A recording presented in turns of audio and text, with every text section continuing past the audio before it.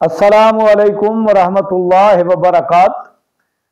Second year Urdu کے طلباء، میں ڈاکٹر سعید عاصم آپ سے مخاطب ہوں۔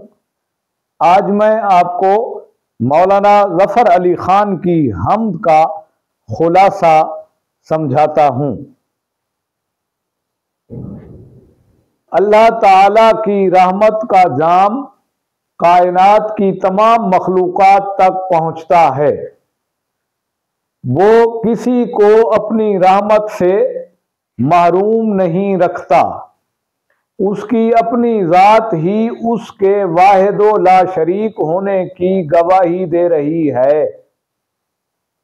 فضا کا ہر ذرہ اور ہوا کا ہر جھونکا اسی کی تخلیقی قدرت کا مظہر ہے۔ مجھ سے قدم قدم پر خطائیں سرزد ہوتی رہتی ہیں، لیکن اللہ تعالیٰ مجھ پر اتنا مہربان ہے کہ میری خطاؤں کو معاف کر دیتا ہے۔ میرا اپنی خطاؤں پر پچھتانا اس کی رحمت کے حصول کا ذریعہ بن جاتا ہے۔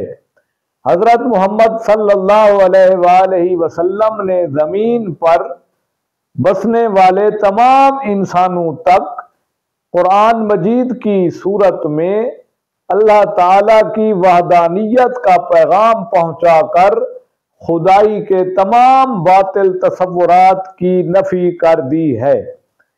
کفار مکہ کی تمام مخالفتوں کے باوجود اسلام کا نور اپنے مقرر وقت پر سارے عرب میں پھیل گیا۔ عزیز طلباء، یہ حمد کے چند اہم اور بنیادی نکات تھے جو خلاصہ لکھنے کے لیے بہت ضروری ہیں۔ امید ہے یہ نکات اچھی طرح آپ کو سمجھ آ گئے ہوں گے۔